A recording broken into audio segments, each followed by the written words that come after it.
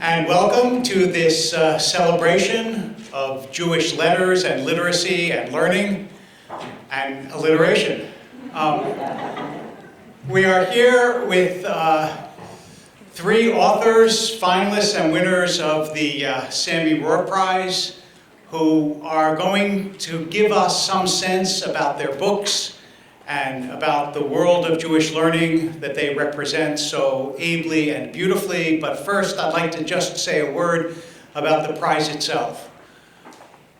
My name is David Wolpe. I'm a rabbi from Los Angeles. I'm one of the judges of the nonfiction prize, but the Sami Rohr Prize is unique in at least two ways. One is that it alternates between fiction and nonfiction each year, thereby taking in really the entirety of Jewish letters. And also it is unique in that it is based primarily, but not solely, on the book. We also interview the authors, and both the finalists and the winners are people who the judges feel will make a contribution in the future to the world of Jewish learning and to the world of Jewish culture. So it is an honor given not just to a piece of work, but to the person who produced that work. And that makes it wonderful and beautiful. In 2006, it was established by the children of Sami Rohr to honor his extraordinary literacy and vision, and now, of course, continues on in his memory. Maybe not incidentally, it is also one of the richest prizes in the Jewish world and in the world of letters, offering $100,000 to the first place winner and $25,000 to the second place, and all of the finalists, 5 finalists, represent Sami Rohr and the books that we have chosen as exemplars in Jewish learning. So because his family is here this evening, we celebrate you and your continuation of this wonderful vision as we celebrate our authors, who I am now just going to introduce with a word, and then we'll start a conversation. To my immediate right is Lisa Leff, who is the author of The Archive Thief, about which you will hear more. Next to her is Yehudah Mirsky, who is the author of the biography of Rav Kook in the Yale University series. And to my far right is Aviya Kushner, who is author of The Grammar of God. And with that, let's have a conversation.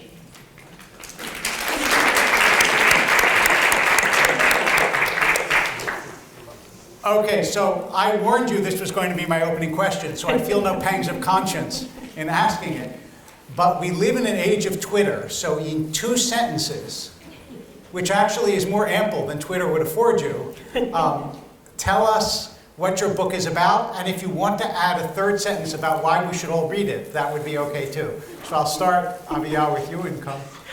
Okay, The Grammar of God is about the experience of reading the Bible in translation after a whole life of reading it in Hebrew, and about the great surprises that that experience contained.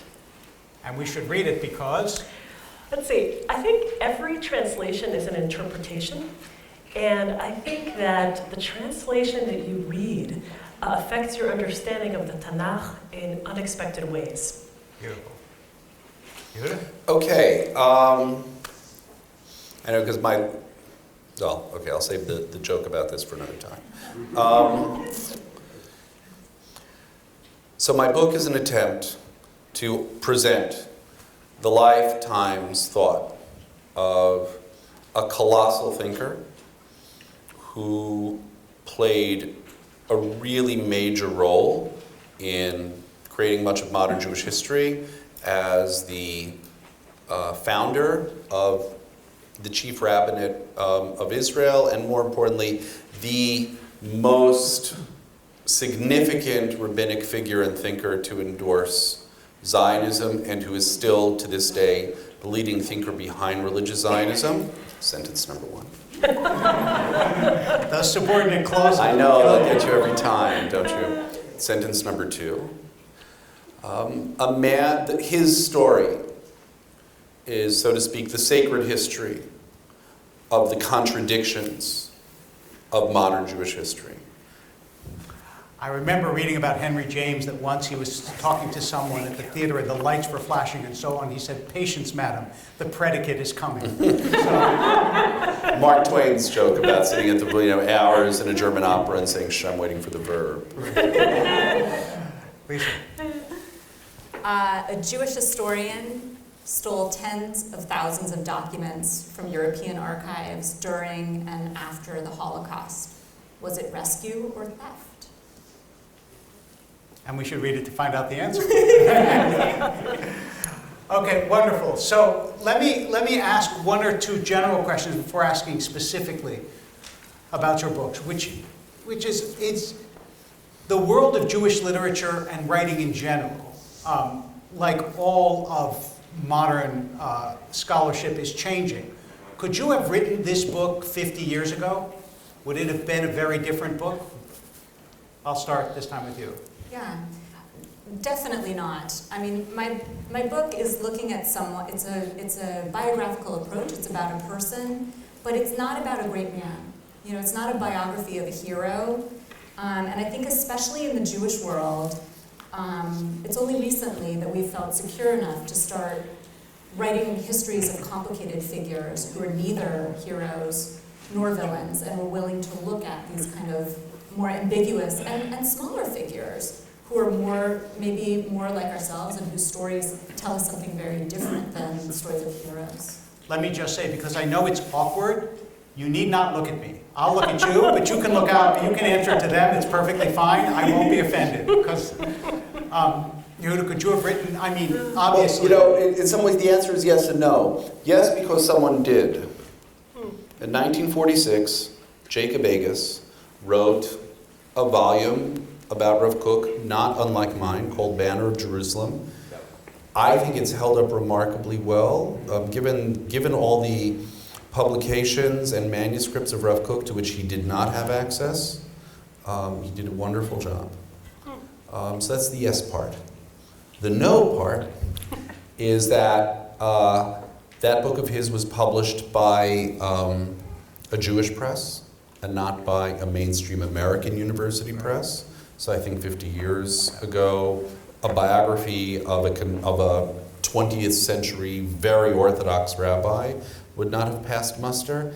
And in the case of Rav Kook, there's a lot of translation involved, literal and figurative, and sort of getting American people who can read and deal with these materials.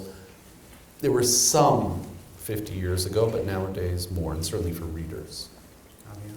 I think it's a beautiful question, and I'm going to alter it a little bit. Sure.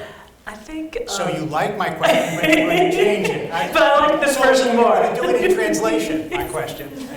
Okay, so your question is, could a book like this have been written 50 years ago? And I think my answer to that is I'm not sure, but I'm certain that 100 years ago it would have been impossible.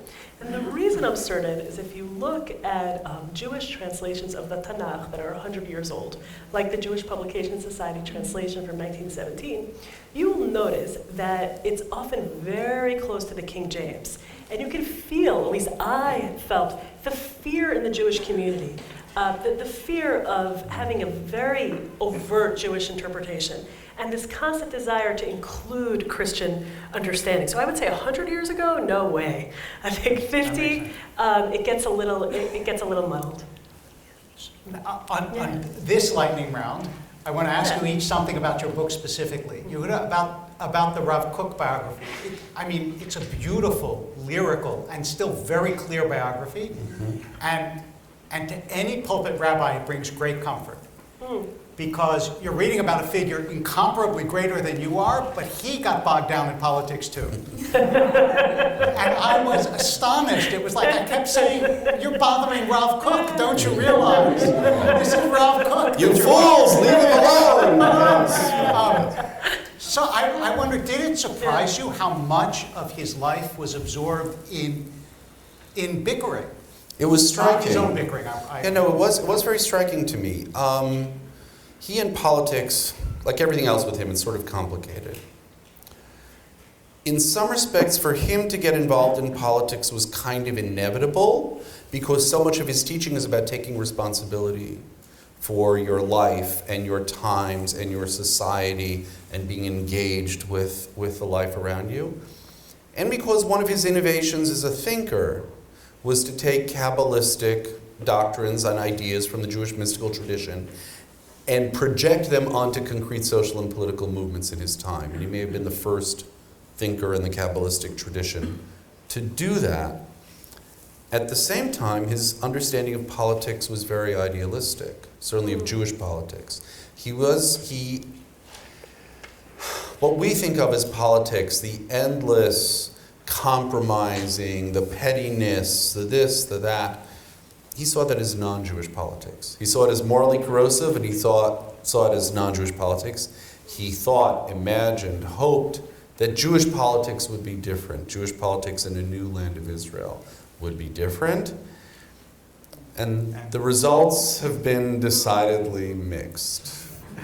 Lisa, so there is this principle that we know primarily from, I suppose it really became common among Jewish scholars in Gershom Shalom's work on Shabtai Tzvi, and then Jacob Frank, mitzvah haba avera, a mitzvah that comes through a sin.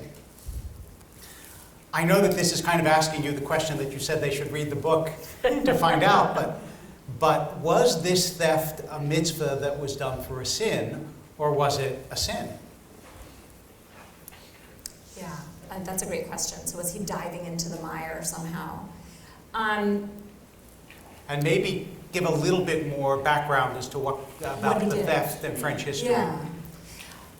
So Zosa Tchaikovsky, who's the person that I wrote about, started taking things illegally for the archives, for American and Israeli collections, starting during World War II, and a lot of what he was taking was documentation that he found, especially in Berlin, that he found in bombed-out Nazi ministries. And he took them back to New York, where they'd been used by scholars. And then after the war, he kept doing it, except in France, from synagogues that were in operation, and also from public archives, like the National Archives of France. And he brought them back to America, and he used them, and then he sold them off. And now it kind of built a whole field of French Jewish history in America, because we use these documents to write history. So, I mean, the question really is appropriate, right? He gave birth to this field of French Jewish history by bringing things out, but he stole them. I would say, I mean, when I looked at his motivations, his goal was to write history, and he didn't care about ownership. And I think in that sense, we can't erase that what he did was a sin, right? He did not respect that he knew these things were owned by other people. And I'm not talking so much about in the World War II, but in its aftermath.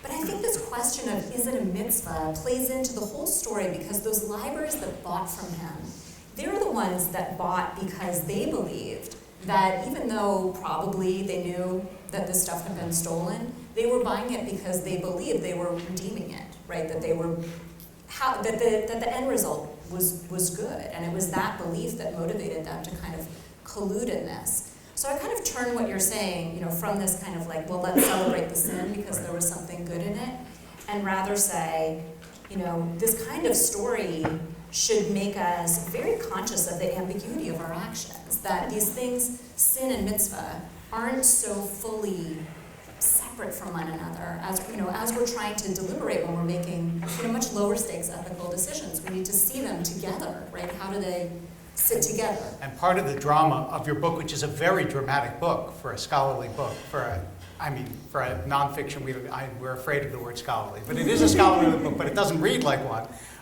But part of the drama is it is his internal sense also of whether what he's doing is okay or not. Right, and I feel like that, he's a person whose personality remains constant, this drive for the archives to take it. And as the context shifts, of course, that drive means one thing in World War II, Jewish chaplains all over, who were with the United States forces all over Europe, were doing lots of things that were illegal because the law didn't allow them to do what was right. And it was very common to, go off base to go and help DPs, right? This is something that the chaplains did. But in the 1950s, right, to keep going into the archives to take things, well, but Tchaikovsky's mind, right, remained in that extra legal place. Aviya, I want to ask you a question that is somewhat about your book, but not exactly. And that is that the reason, obviously, that the American Jewish community is so needful of translation and understanding translation is because we don't speak Hebrew. Yeah. And it's impossible to read a book like yours and both be unaware of the nuances and the interests and the way in which translation even influences Hebrew speakers, but at the same time lament the fact that you can't, as a rabbi, you can't get up in front of the congregation and give a drash that depends on a nuance in the Hebrew unless you so elaborately explain the Hebrew that by the time you're done, it's as long as this question. So why don't we? Oh, what a question. Well, and how could we? Yeah. Well, you're speaking to the heart of what motivated me here. I actually believe that the American Jewish community made a historic mistake in not emphasizing Hebrew, in always making Hebrew something on the sidelines. Hebrew teachers, like my mother, they're never the people in charge, And it's very sad because without a strong understanding of Hebrew, you really are handicapped, I think, reading the Tanakh and reading Jewish law and reading many Jewish texts if you don't understand the way the Hebrew language works. So what can we do?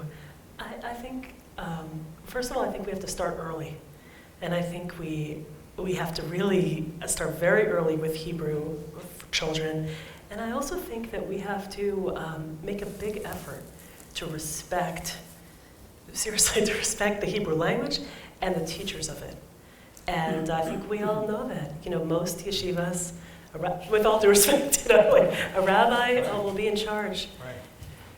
Almost never a writer, almost never a language teacher, and I think it's a problem. And it makes me very sad. I'll tell you, when I first moved to Chicago, I was saddened that between aliyot, the rabbi there felt the need to explain what was coming up in an Orthodox shul, what was coming up in the aliyah. And I thought, unbelievable. An Orthodox shul, I would hope that you would be able to make it through a couple of psukim and understand. So I think that to think of Hebrew as a stepchild, or maybe something that's just Hebrew literature at 4 p.m. is a mistake. Yeah. And what do non-Hebrew speakers, if you can isolate this, and it may be too broad a question, what do they miss most in not having the language? It's a great question. I would say the short answer in one word is layers. I think what's awesome about Hebrew is that it's a multi-layered language, and that one word can have multiple meanings, multiple contexts, and also multiple historic contexts, like a modern context, an ancient context, a medieval context. And I think that non-Hebrew speakers are limited to one layer. So it's not that you don't get anything from reading a translation, you get something. But if there are 4 layers, you get one. Right. And you give illustrations of some words and their multiple layers. And it does strike me that 2 of the 3 books here, in a way, have their origins in Hebrew. Right. Yeah. And on the other hand, 2 of the 3 books here are biographies. So you score on both. Well, so tell me how. Well, if I could say a word about Hebrew. Do, and also tell us about the complexity of Rav Kook's Hebrew. Oh, right. Yeah. Okay, sure. Yeah. Well, first about Hebrew, there's a general fact that Americans don't learn languages. Generally, it's not an American thing to learn language. But the second, in terms of American Hebrew, I have to mention my sister and my brother are here with us this evening. And they well remember both our father and our grandfather, each in their time, were the presidents of something that was called the Histadrut Ivrit Ba'Amerika, the Hebrew Federation of America, which was part of this Hebraist movement, which is Professor Alan Mintz has famously put it, is one of the best kept secrets of American Jewish history.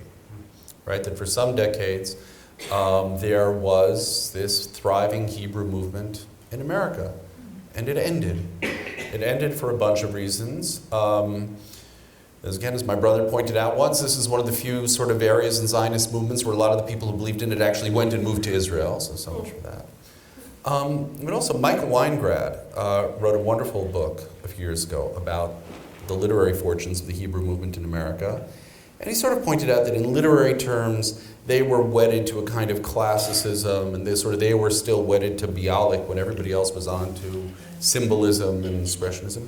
But just yesterday, 2 days ago, Michael had an essay which was, I forget where he first wrote it, but it was posted on Mosaic, and he made a really sharp observation that for American Jews, he argues, and I think there's a lot to this, to learn Hebrew means to get off the sidelines, in a sense. It means to put away the studied irony, ambivalence, outsiderness that is so precious and dear to American Jews' sense of themselves.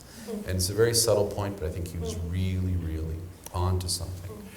With Rav Kook's Hebrew, it's kind of sui generis, because unlike most thinkers, Rav Kook's canonical works of thought come out of spiritual diaries that he kept for himself. So almost no other Jewish mystics kept spiritual diaries like he did. And he wrote in his own kind of language, which was all about these layers, right? He's mixing modern Hebrew in every register, biblical, Talmudic, rabbinic, midrashic. He's studied with allusions because he's thinking. And did he intend those to be?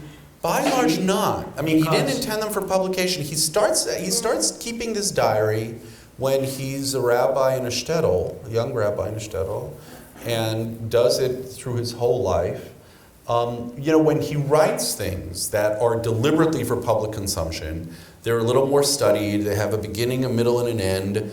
They tend not to be as interesting. So Yeats said that with our arguments with others, we make rhetoric, and our arguments with ourselves, we make poetry. Beautiful. And yes. his poetry, there's a lot of poetry. There's a lot of, because when he actually sits down and tries to write poetry, it comes out very wooden and very stilted and very didactic, and not something you would want to read unless you were deeply interested in him.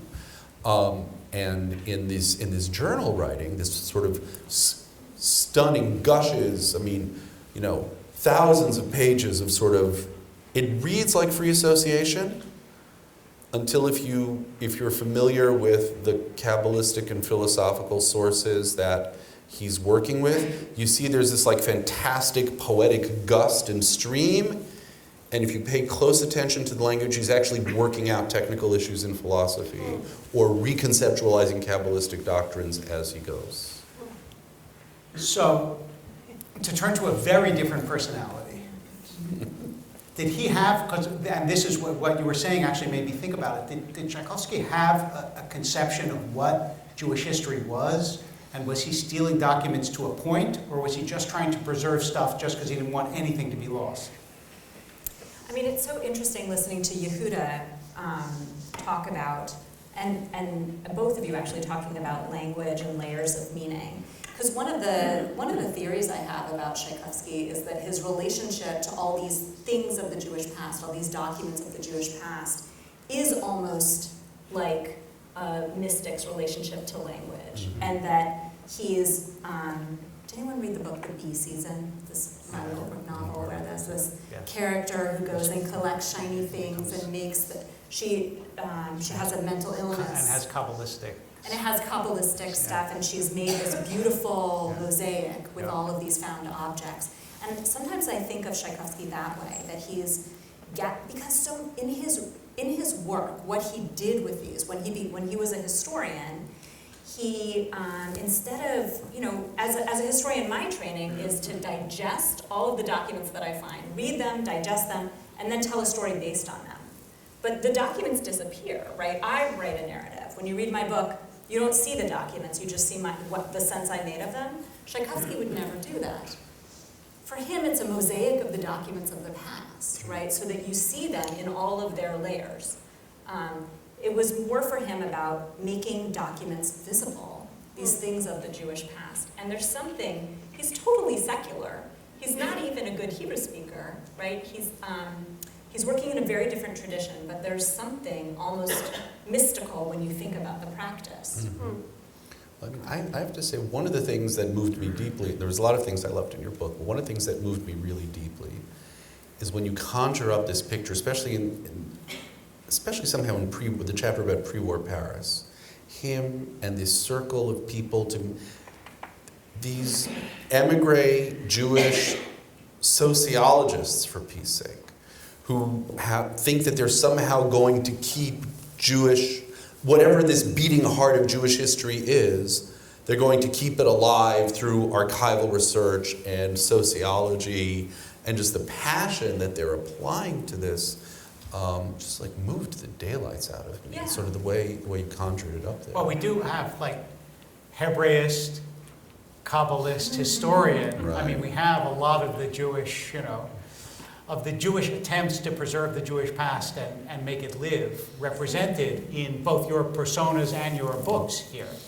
Interesting. And it does speak to and in that sense, maybe these couldn't have been written a long time ago because both the successes and the failures of all of those groups have only become clear in the past probably half century. Or how consequential they've been.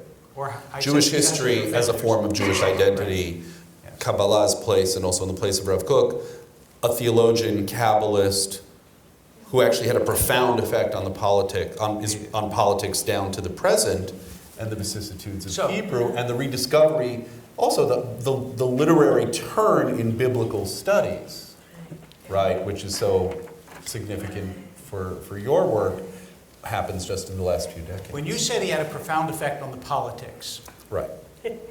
please don't take this example too literally.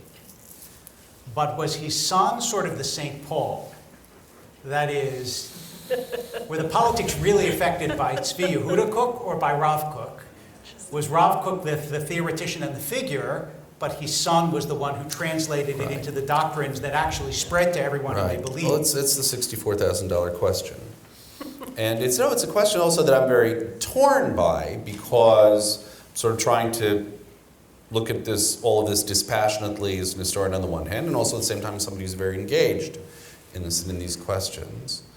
Sort of the short answer, perhaps Weasley answer, right? He's a large and capacious thinker who admits of many interpretations.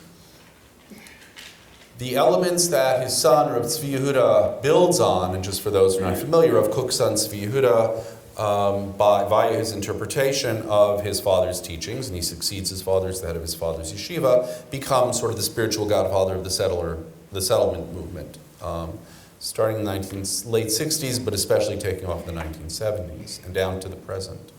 The elements that Tzvi Yehudah works with are there in Rav Kook. There's no denying that they're there. There are other, a lot of the questions are, how do you want to read him? Do you want to read him as a sacred text? Do you want to read him as a guide to political action in the present? Do you want to read him as a canon that can brook no contradiction? And then if the answer to all those is yes, then yeah, you get something that perhaps looks a good deal like Tzvi Yehudah. And then there's this question, of course, should a theologian like Rav Kook be read for manifest political content at all, right? Especially somebody in those sorts of Kabbalistic doctrines, or can he be translated in different ways? One of the knocks on my book, right, one of the reviewers, Alan Nadler, said that I wrote a very good book about a really important figure whose ideas were far more dangerous than I was willing to admit. And I think there's something to that. That but again, probably makes people want to read the book. But a lot of it goes on how you choose to read him. And the last thing I'll say, especially in the political context, our interpretive choices are moral choices. So that's a good lead into interpretation and moral choices. One of the things, again, that I found interesting is, as far as the backstory, Aviya, of your book, is that Marilyn Robinson, who's probably the most morally,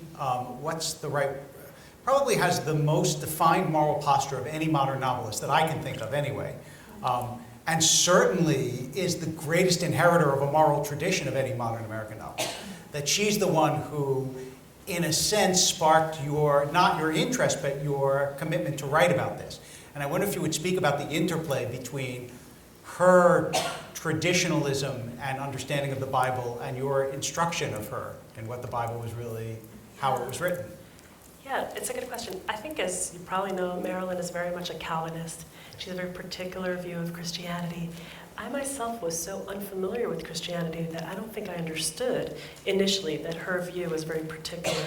And but I was actually fortunate that another early reader of mine, Chris Merrill, who's the head of Iowa's international writing program and has written several books on Christian thought, he took the time to explain to me that, you know, this is how some mainstream Christian thinkers think about this, and this is the Calvinist point of view. One of the things we want to do is separate those two, which I thought was helpful, so just want to credit him as well. I think that studying with Marilyn made it very real for me just how dominant the Christian understanding of some key passages is in our society. And I think that there was very little dispute of it in the classroom. It was widely accepted. So I think that was the main thing that I really got from working with her. I think I was shocked by it, by just how accepted it was. And how much of a big part of that was that it's known in English. Absolutely, absolutely. And a small point that I thought about a lot was just how the book was referred to. It was constantly referred to as the Bible. And early on, I kept thinking, no, this is not the Bible. This is a translation of the Bible. And there was no discussion of that word translation. It was just like the Bible. And I think we hear that now in our political conversation. You'll hear politicians say the Bible says. They'll never say the RSV translation says. And so that was one of the things that really motivated me, the way the words the Bible were thrown around by, as you say, major moral authorities, major novelists, without any thought to the Hebrew original. Do you think, just as a follow-up, that part of the reason that that's true is because the New Testament actually doesn't have an original? It's a great question. And I think one of the things that, so I think it's fair to say that in the Christian world, the New Testament is of great importance. Obviously, in the Jewish world, it's not of great importance. But one of the things that Marilyn emphasized to me is that in recent decades, Christian scholars have become more and more interested in what Christians call the Old Testament. And there's been a greater respect for it and more time in the classroom. So I think that, yes, that's true to some extent, but I think in the Christian community, there's growing awareness of it. Well, I also mean an original language. Like Correct. the New Testament, Right. We don't have the language that it was originally written in. Right. So to say you have to pay attention to the original language in the New Right. Testament doesn't have the same force Right. as it does in the Hebrew Right. Bible. I would agree, but I think I felt more, just because I was more deeply attached to what we call the Tanakh, I felt much more about that.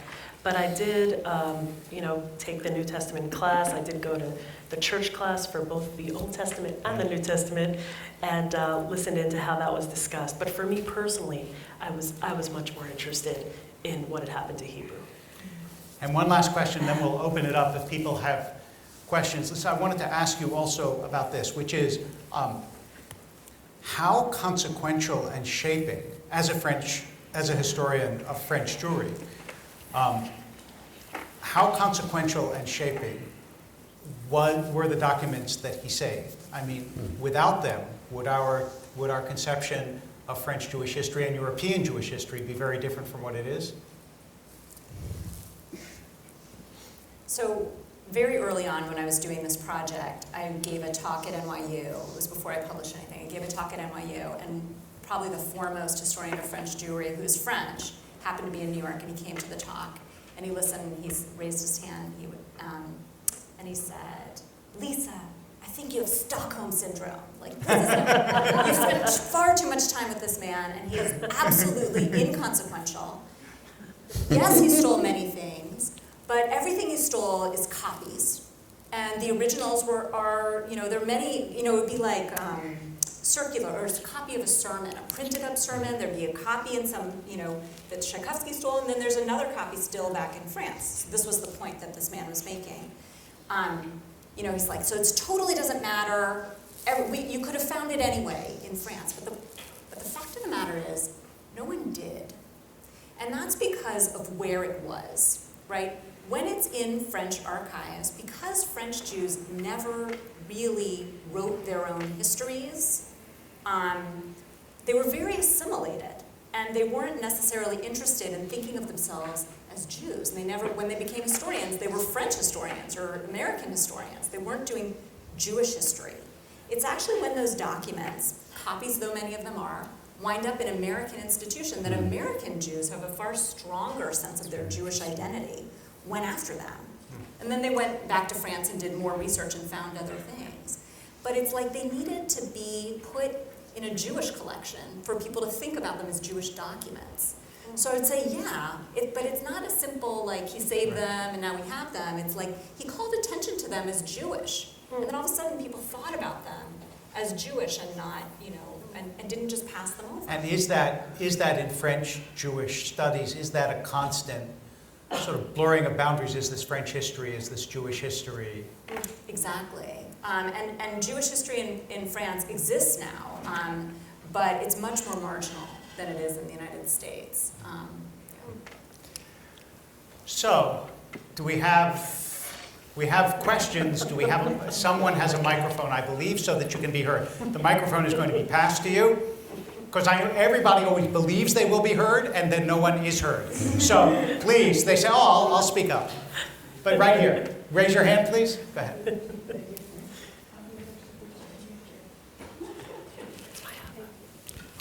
This question is not for Aviya. It would be a conflict of interest if I ask her. It's for the person on the stage who knows most about Kook. I read a book called, I think it's called Olam Umlo'o. It's a book of conversations between Yeshayahu Leibovich and his neighbor, who was a journalist named, I think his name is Michael Sheshar. Sheshar, I think, yeah. And now, I'm going to ask a question that maybe Yeshayahu Leibovich would ask if he were here, because in this book... But you're going to ask it more politely. I think we know. He talks, there's a lot of material on Harav Kook in this book of conversations. In particular, according to Yeshayahu Leibovich, the entire Kabbalah is what he calls Elili, which means idolatrous. I think we also would have a great difficulty having any kind of sympathy for Harav Kook's view of, let's say, the Jewish soul, the status of the So what would be his soul. question? The question is, do you feel there are negative elements in the thought of Harav Kook which we really can't accept? And I think you alluded a little bit to that when you started talking about whether his son was following his father's teachings. Okay, I'm going to rephrase it as follows. Did Rav Kook speak Narishkeit? I'm just asking. That's what we were asked. I think analytic philosophers would say we all speak Narishkeit. That's right, that's true. So that's off the table. As far as Leibovich and Rav Kook, actually one time, one of Leibovich's granddaughters is one of my wife's closest friends from childhood. And she took me I was able to see her grandfather's library before it was disassembled. And astonishingly, right there at his writing table, right next to his Tanakh and his Rambam, was a set of Rav Kook's magnum opus, Orot HaKodesh. Wow. And I quickly flipped through it, and I saw that there were passages that Leibovich had marked sort of like with one check mark, others he had marked with two check marks. I wrote them all down. I haven't yet gone over them. It's unclear to me if those are ones that he liked, or like one check mark meant I disagree with this, and two check marks meant I totally disagree with this. Yeah, I mean, there are things in Rav Kook's writings that for a regular, normal, liberal person are sort of shocking, right? The profound essentialism of his views about Jews and non-Jews, etc. But what's really striking with Rav Kook, right, some people may not understand the term profound essentialism. Profound essentialism. He thought Jews were different. That Jews are fundamentally different from other people. I just wanted to... Not just that into his mind, the Jewish people, the land of Israel, are fundamentally one and the same with the divine presence and with the oral Torah. And he's basing himself on straightforward interesting readings of straightforward Kabbalistic doctrines. What's so striking with Rav Kook is that right next to that, he's also the most far-reaching universalist of most any Jewish thinker. You'll have this comment about, you know, sort of the nature, the unchanging nature of the Jewish soul, right? And then a couple of lines later, you know, how there is God's truth is pulsating at work in every religion and every people and every decent human being on the face of the earth. Didn't you have some correspondence with Japanese thinkers? I remember reading something about Japanese that. thinkers, I don't know about that. He was somewhat familiar with Eastern thought as well, etc. And so the question is, how does one choose to read this, right? And how selectively, do you try to harmonize it? Do you say that this is contradictory? Do you say that there's a supple element of thought here, such that, for instance, he sees the Jewish people as the only collective qua collective that is in and of itself truly good, right? Because he's not unaware of the moral perils of nationalism. But he thinks that non-Jewish nationalism will be prey to that. Jewish nationalism will be saved from that. And the man dies in 1935 before he sees an awful lot of things. So the answer is very mixed. And at the same time, though, we know in his personal deportment, right, you know, very profoundly respectful relations with non-Jews. He was very never preached hatred of Arabs. In the 1920s through the 1930s, the Mufti is sort of trying, the Mufti of Jerusalem, leader of the Arabs of Palestine, is sort of trying to draw Rav Kook into a rhetoric of holy war, which he totally rejects and steadfastly rejects. So he's a complicated man. Yes.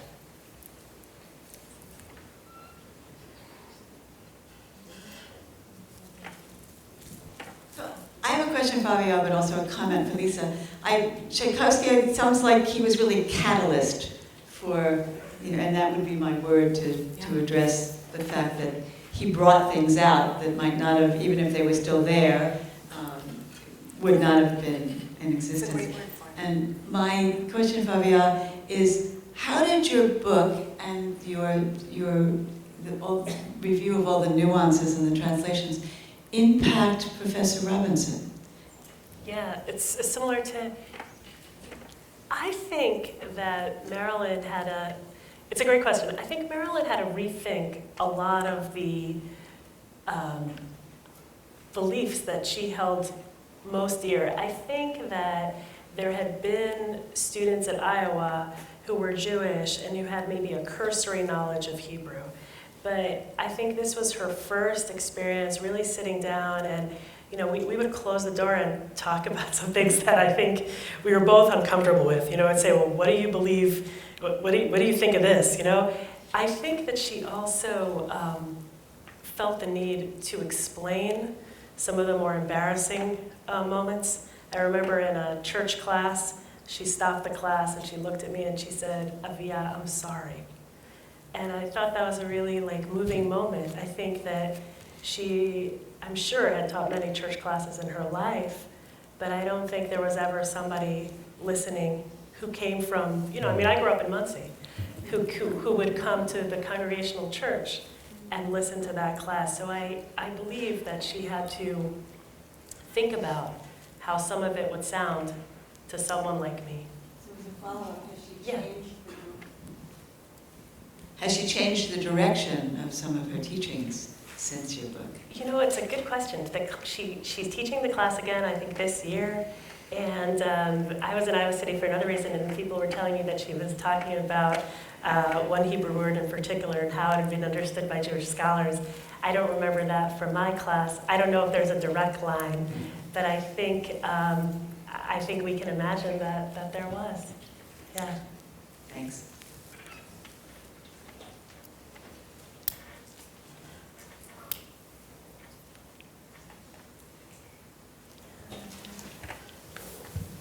Thank you all for writing your books. They're brilliant. I wonder if you could each tell us what inspired you to write the specific book that you wrote. 1, 2, 3. When I was a graduate student, I had to write a dissertation in French Jewish history, and I went to the archives in France to look for things, and there were notable gaps. And when I finally got the courage to ask, what is going on here? This was especially true in the synagogue, in the main synagogue in Paris, where it was just like, they'd just come back and be like, it's not there, sorry, And eventually, Very French of you. Yeah, exactly. And then they're like, we gotta go for a 3-hour lunch break now.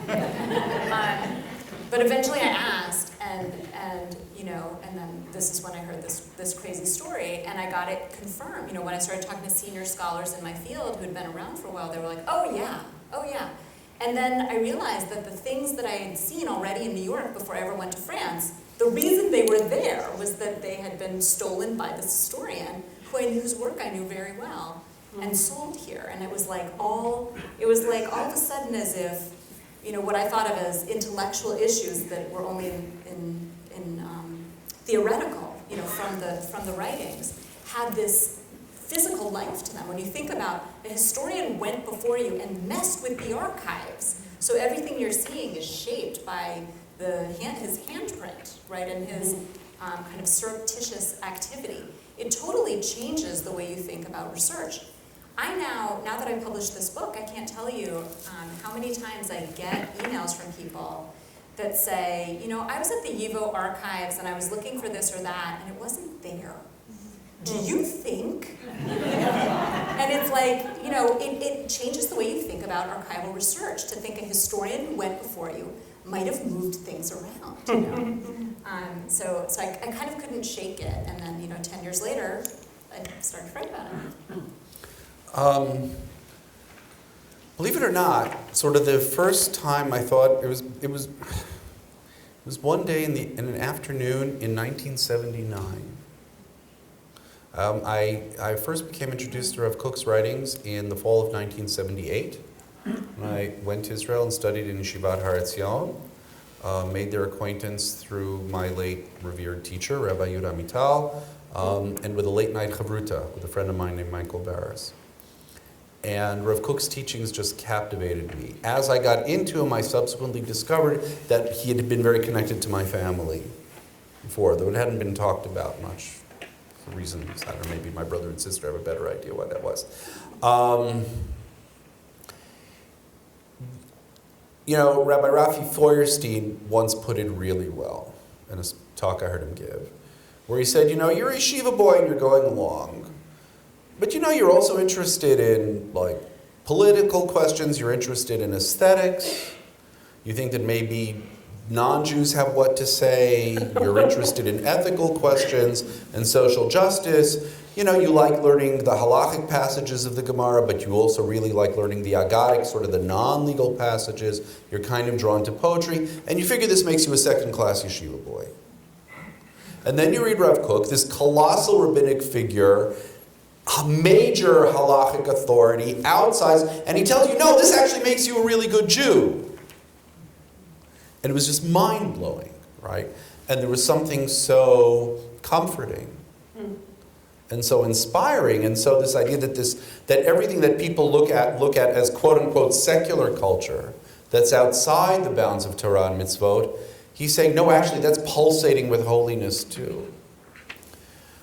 And then also he was so important, and I was studying in yeshiva on the West Bank in the late 1970s, where he was very much in the air. And I remember one day in Beit Midrash, we were getting ready for Mincha, and I was gripped by the sense that I'd never thought of myself as somebody who would write biographies.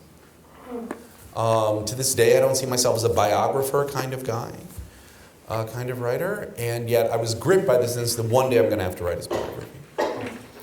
And so then around the turn of 2000, I wrote a doctoral dissertation about him. And then I was invited by Steve Zipperstein, who was co-editing this Yale series, to write this short biography of him. So that's how it all came to be. I just want to quickly respond to what Lisa was saying about theft and archives, and I just want to share with everybody that one of the interesting things about getting fascinated by biblical translations is realizing how many Bibles have been stolen from libraries around the world. You get there and you're all excited. You're like, ooh, there's this 1825 translation just, right outside my office. It's gone. So that's been very interesting. And, It's funny because I don't remember which hotel chain, started to put dictionaries as well. But they said they kept getting stolen. But the Bibles, nobody ever took the Bibles. So the only place you can't find Bibles in hotel rooms, by the way, is in Israel. It's in Israel. You want to check something in Israel in a hotel, you're out of luck. But fortunately, if you're in, but the Mormons make sure you have one. That's hilarious. That's hilarious.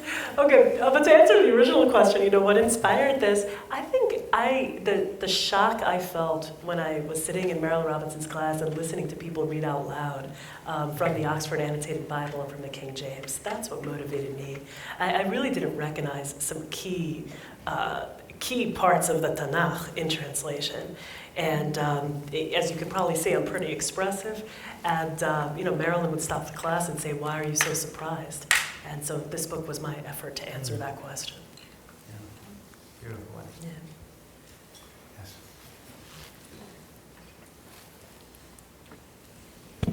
First of all, congratulations to all the winners. It's a well-deserved prize.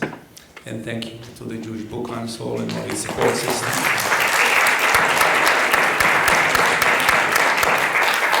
They're doing an amazing job in letting people know about Jewish heritage, Jewish knowledge, positively and negatively, whatever it's consequential to everybody in person. My specific question is related to my personal experience, and it relates to translations of the Bible. As a physician, I face reality that some Jehovah's Witnesses will die just not to get transfusion. That's all right. How will your book affect future to let these people survive? I'm sorry, I didn't hear the last part. How will you, facing the translations of the Bible, to put them in a correct context, so they should understand they don't have to die, Yeah, but they can follow the original text and still survive? yeah. Well, what a great question. I mean, I think anybody who knows Jewish tradition well knows that Jews place a premium on life, and that idea comes from the Tanakh for sure, and from Hebrew. I think in general, there's a big problem with people taking a translation literally, and not just in your line of work and physicians in life and death, but I notice it in the political sphere, and it's just, I think, a lack of understanding of what translation is, not realizing that there's another person or a committee between you and the text, and not thinking about the tremendous power of that person or group of people to shape what you believe. So I would say, maybe instead of getting into a discussion of life and death and transfusions and blood, I might say, have you thought about what a translator is, or who a translator is, what a translator does, how translations were made? And I think a lot of people are amazed, as I certainly was, to realize that translations of the Tanakh throughout history were made by people who didn't know Hebrew. Or some of the famous translations are a translation of a translation. And to think that you're making a life and death decision based on a translation of a translation, I don't even know if I would want to go to a restaurant. That was a translation of a translation recommendation. So that would be my answer.